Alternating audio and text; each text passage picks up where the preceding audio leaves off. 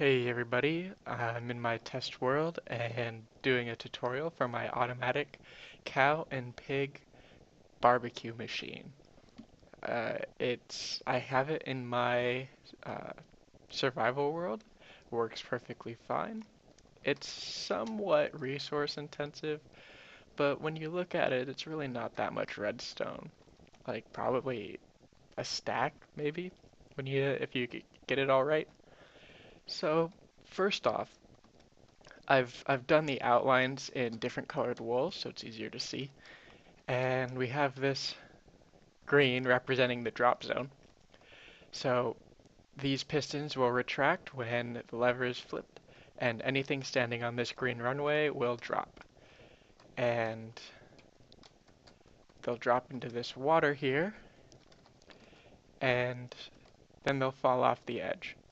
Now when they fall off, they will land on the netherrack, and dispensers on each side to ignite it.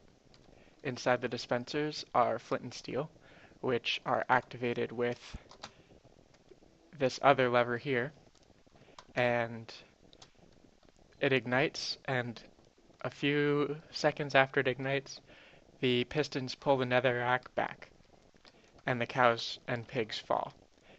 So it only retracts for a second because when you flip the lever back, you the the netherrack pushes back forward and begins to crush the cows.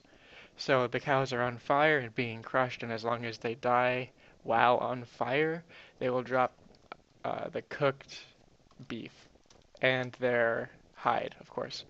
And then pigs, the reason you have the pistons on a delay is so that they'll start taking ticks of fire damage before they fall, in which case they will completely die by the time the fire runs out. And it requires a bit of timing because if you don't put a delay on it, then the pigs will not die from just one full series of fire damage.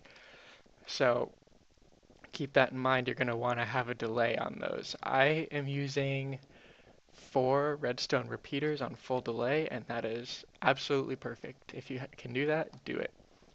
And that should work for cows. Like, you don't really need the crushing damage to complement it because that delay should be fine as well. So a little trick is to have a glass wall on one side because obviously you're going to have this be a larger room completely full of cows. You pull out your wheat and they can see you through the glass, and then they get all crazy, and you just lead them down the hallway and you flip the drop switch. When you close it, they will begin to drift down. Now that you see that they're all here, all you have to do is stand up here and wait literally like 5 seconds. You flip the lever,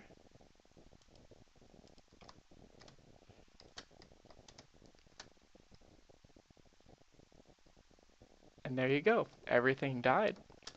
Check the chest. Everything's cooked. We've got the leather, and yeah, they just drop onto the hoppers, and it's easy as that. So a little bit on the wiring.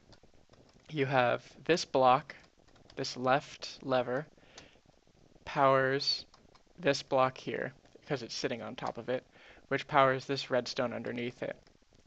Now you want to have a repeater here because this second lever needs to power this without powering, like this needs to get powered without this affecting it at all.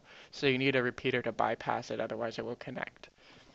And then you have this turn on this light, which will power the redstone below, which will activate the bottom mechanism here. So as for the top part, this is pretty simple. It's just 2 lanes of redstone powering all the pistons, and then having the water runway lined up underneath, which is easy to do. And then it's the same on, it's completely symmetrical, so the same on one side will work for the other. Ignore this. This is a test. Okay, perfect. And then down here, you see I've wound the redstone down there. It's nothing fancy, just a stair step. And then I have it going directly into each of these, so it ignites first, which is what you want. And then second, it begins to go into delay. And then you have a powered redstone torch here, and that will keep this powered. Once you flip the lever, this will power and turn the torch off, which will retract the piston. And then if you have it symmetrical on both sides, it'll happen at the same time. And then all you do to put the pistons back is flip the lever back and it'll repower them. Now, like I said, you don't have to flip it back right away because the delay is enough to kill the stuff completely. It's not a big deal, but it definitely doesn't hurt to flip the lever back immediately. And I think that's a fair enough explanation of how it works. You can kind of see the inner workings here. I wish I could do flipping this lever and watching it work at the same time, but it's just out of screen, and the way it's designed, you can't really see it. But yeah, all you do is you make this as big as you want, and then just make sure you have some carrots or wheat handy. And then when you're done, you're going to want it.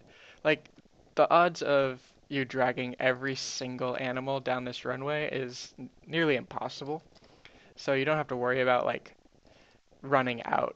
You just have to come in when you're done, feed everything real quick, and then you can do it again in 20 minutes. And you don't have to worry about cooking the meat at all. It saves you a ton of resources on cooking, and pretty much just automatically put stuff in a chest for you, so you can't argue with that. And I think that's pretty much all I have to say about this one. I have an automatic chicken farm, but that'll be for next time. And hope you found this helpful. Feel free to use it. Feel free to improve it. Let me know. Anyways, thanks for watching.